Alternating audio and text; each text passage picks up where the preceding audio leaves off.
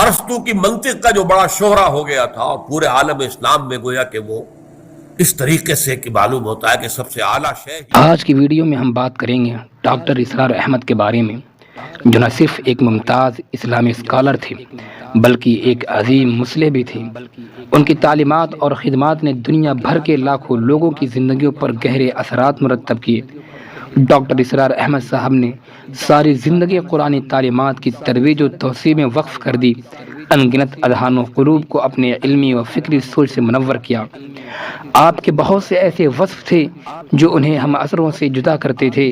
ان میں سے ایک جدید دور کے مطابق اسلام کی اساس یعنی قرآن مجید کی پیغام کو عوام الناس تک پہنچانا تھا۔ ڈاکٹر صاحب نے جسم و جاں کی تمام تر توانائیوں اور فکر و دانش کی ساری صلاحیتوں کو بروئے کار لاتے ہوئے درس قرآن کو جاری کیا۔ ڈاکٹر صاحب کا امتیاز یہ تھا کہ آپ دینی علوم کے ساتھ ساتھ دنیاوی علوم، تاریخ، فلسفہ، سائنس اور معاشرت پر بھی دسترس رکھتے تھے۔ آپ نے بہت سے مغربی دانشوروں جیسے کانٹ، فرائڈ، مارکس وغیرہ کو بھی پڑھ رکھا تھا۔ شاعری سے بھی رغبت رکھتے تھے اور مختلف شعراء کے اشعار کو تقریر کی زینت بناتے تھے۔ بالخصوص آپ اقبال کی شاعری سے متاثر تھے۔ میں معزز تھے مسلمان ہو کر، اور تم خار ہوئے تاریک قرآن ہو۔ ڈاکٹر اسرار احمد 26 اپریل 1932 کو ہندوستان کے شہر حصار میں پیدا ہوئے۔ ان کے والد ایک دیندار انسان تھے جو انگریزی حکومت کے دور میں سرکاری ملازم تھے۔ ڈاکٹر اسرار احمد کی ابتدائی تعلیم انہی کی زیر سایہ مکمل ہوئی۔ ڈاکٹر اسرار احمد نے میٹرک تک کی تعلیم گورنمنٹ کالج لاہور سے حاصل کی۔ بعد ازاں انہوں نے king Edward medical college Lahore سے MBBS کی ڈگری حاصل کی۔ دوران تعلیم ان کی دلچسپی اسلامی علوم کی طرف بھی بڑھتی رہی۔ میڈیکل کی تعلیم مکمل کرنے کے بعد ڈاکٹر اسرار احمد نے اسلام کی تعلیمات میں گہری دلچسپی لینا شروع کی۔ وہ مولانا مودودی کے افکار سے متاثر ہو کر جماعت اسلامی میں شامل ہوئے، تاہم بعد میں جماعت اسلامی کے سیاسی نظریات سے اختلاف کی بنا پر 1957 میں انہوں نے جماعت اسلامی سے علیحدگی اختیار کی۔ 1971 میں ڈاکٹر اسرار احمد نے تنظیم اسلامی کے نام سے ایک تحریک کی بنیاد رکھی۔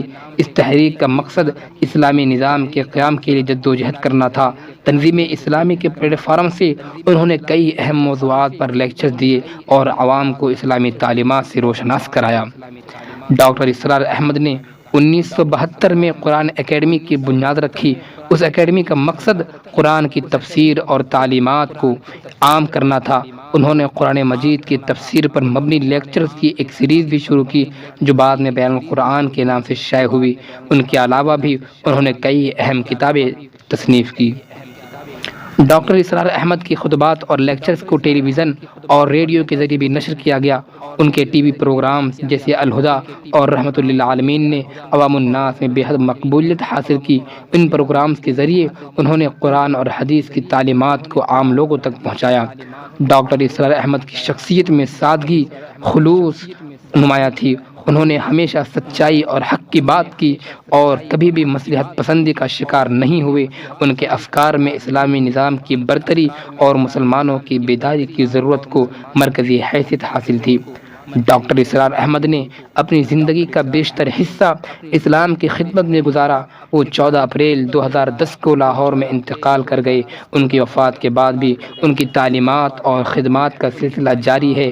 ان کی یاد میں مختلف تعلیمی اور دینی ادارے کام کر رہے ہیں جو ان کے مشن کو آگے بڑھا رہے ہیں۔ ڈاکٹر اسرار احمد کی زندگی اور خدمات ہمیں اس بات کا درس دیتی ہیں کہ اگر ہم اخلاص اور ایمان کے ساتھ کام کریں تو ہمیں دنیا اور آخرت دونوں میں کامیابی مل سکتی ہے۔ ان کی زندگی ہمارے لیے مشعل راہ ہے اور ان کے افکار ہماری رہنمائی کرتے رہیں گے۔